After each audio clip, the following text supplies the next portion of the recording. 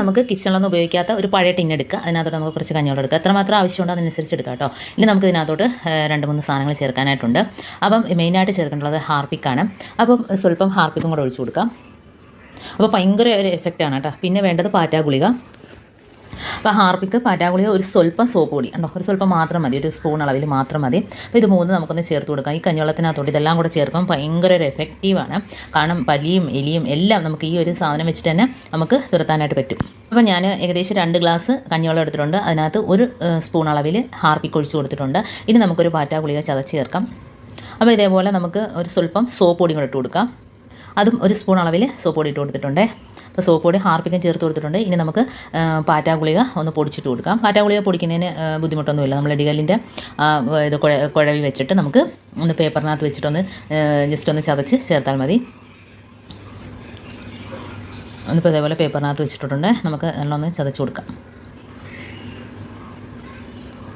എന്നിട്ട് അതിനകത്തോട്ട് ചേർത്ത് കൊടുക്കുക. ഇപ്പോൾ പാറ്റാഗുളി പൊടിക്കുമ്പം തന്നെ ഭയങ്കര ഒരു സ്മെല്ലാണല്ലേ. അപ്പോൾ കഞ്ഞിവെള്ളത്തിനകത്തോട്ട് ഇതും ഹാർപ്പിക്കും അതേപോലെ തന്നെ സോപ്പ് പൊടിയും കൂടെ ചേരുമ്പോഴത്തേനും ഇതിൻ്റെ വയറെല്ലാം കംപ്ലൈൻ്റ് ആകും കേട്ടോ. എലിയാണേലും പല്ലിയാണേലും ഒക്കെ കുടിച്ചിട്ട് അതിൻ്റെ വയറൊക്കെ പ്രശ്നമാകും. അപ്പോൾ അത് ചത്തുപോവുകയും ചെയ്യും കേട്ടോ.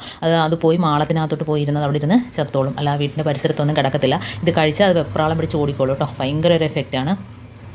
അപ്പോൾ നമുക്കിനി പാറ്റാഗുളിയും കൂടെ അതിനകത്തോട്ട് ചേർത്ത് കൊടുക്കാം. നല്ലോണം ഒന്ന് മിക്സാക്കി കൊടുക്കുക കേട്ടോ. അപ്പോൾ നമ്മൾ ഇതിനേക്കാളും കൂടുതൽ കഞ്ഞിവെള്ളം എടുക്കുകയാണെങ്കിൽ ഇതിൻ്റെ അളവ് കൂട്ടിയെടുക്കണം. കാരണം പറ്റാഗുളിക ഒന്ന് മാത്രമേ ചേർത്തിട്ടുള്ളൂ. 2 എടുക്കണം. ഹാർപ്പിക്കിൻ്റെ അളവ് കൂട്ടണം, സോപ്പ് പൊടിയുടെ അളവ് കൂട്ടണം. അപ്പോൾ ഇതെല്ലാത്തിൻ്റെ അളവ് കൂട്ടണം. ഇപ്പോൾ ഞാൻ ഏകദേശം 2 ഗ്ലാസ് കഞ്ഞിവെള്ളം എടുത്തിട്ടുള്ളൂ. അതിനാണ് ഇത്രയും ചേർത്തത് കേട്ടോ.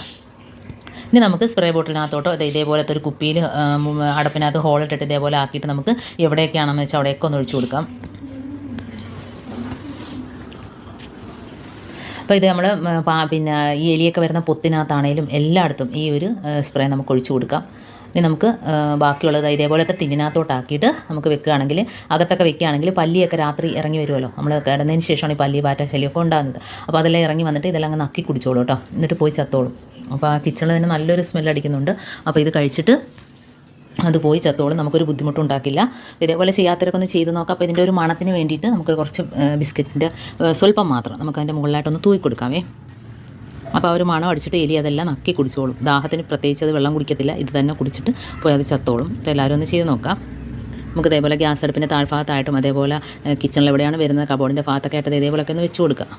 അതേപോലെ നമുക്ക് ആ ഒരു വെള്ളം ഇതേപോലെ സിങ്കിനകത്ത് ഒഴിച്ചു കൊടുക്കാം, വാഷ് ബേസിനകത്ത് ഒഴിച്ചു കൊടുക്കാം.